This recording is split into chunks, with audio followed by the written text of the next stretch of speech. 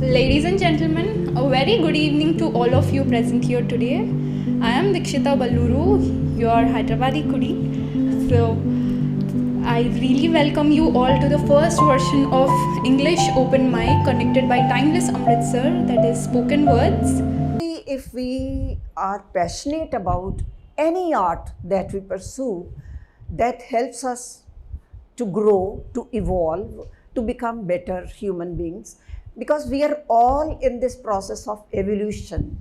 We are all becoming better human beings, and fine arts, they are ladders which take us upwards. And I can see that he is an enlightened soul. If he can look into the eyes of other people and see things, that means he has evolved, and there's a greater possibility of his becoming a divine. We have all of us have the potential of becoming divine. Lord Ram, Krishna, Guru Nanak, Guru Gobind, they all became gods from humans. So we have that potential. You have proved that. And I can see that spark in him.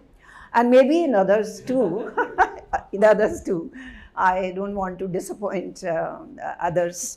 So anyway, coming to my poem, it's always very difficult for me to make a choice. Let me see. Before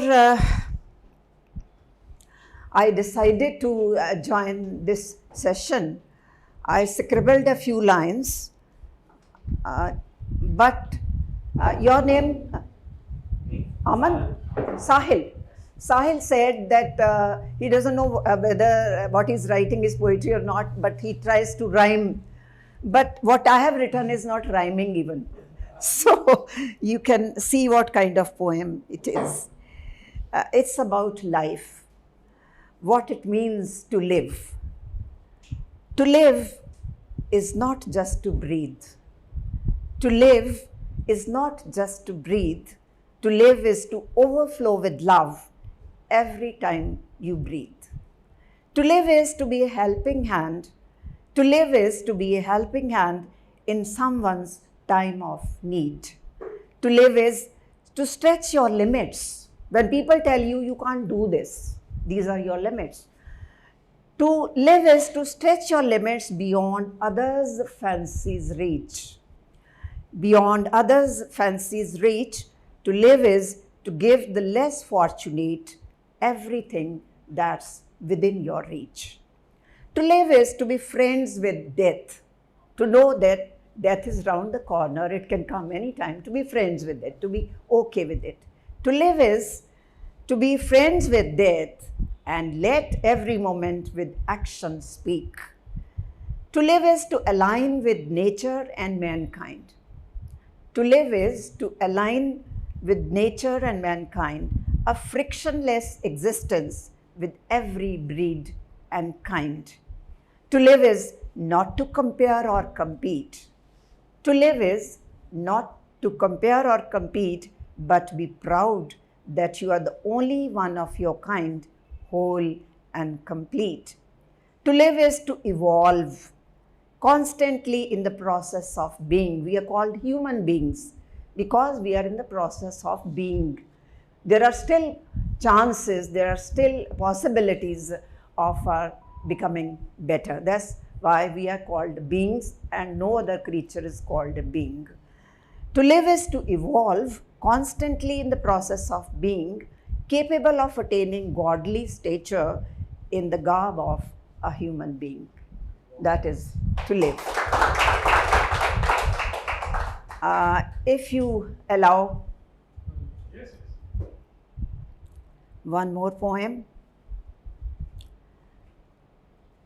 That is my idea of a woman of substance. Not all those fashion divas or those actresses who just reveal their body and do all kinds of stunt things to win acclaim. There are other women who are actually women of substance.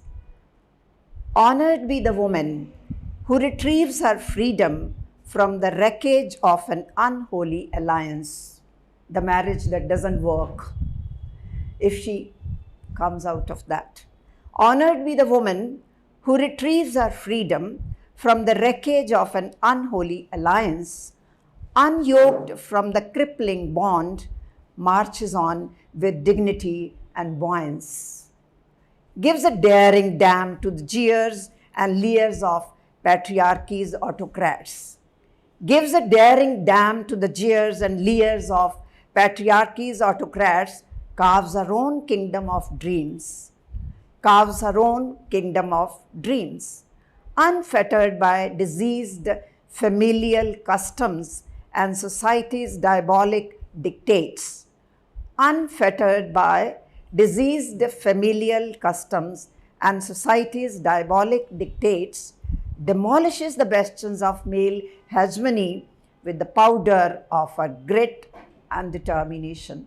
Powder is that dynamite, that powder. The powder of her grit and determination.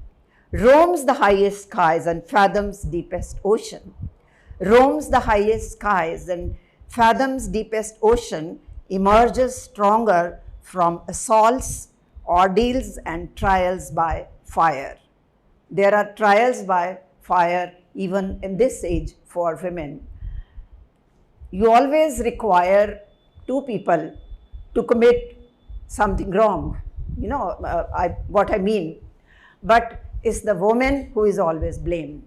She must have been wrong. She must have walked into the trap. What was she doing there at that moment?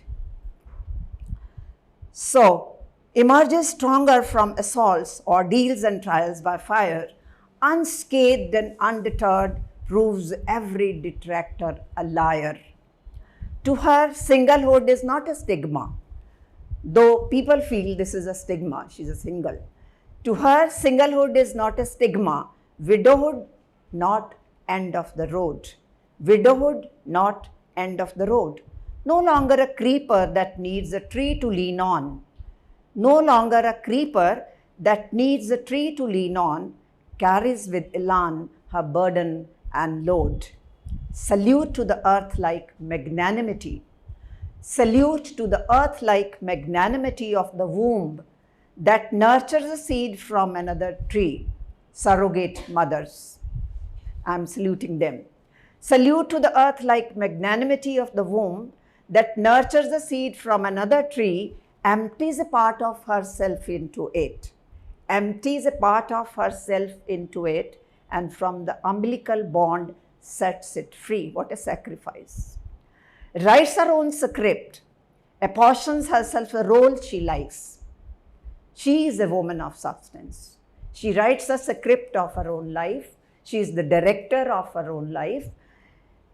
She writes her own script, apportions herself the role she likes, shapes her destiny, swings the stars in her favor, instead of crying over Lady Luck's strikes. Instead of crying over Lady Luck's strikes. Inferiority to men?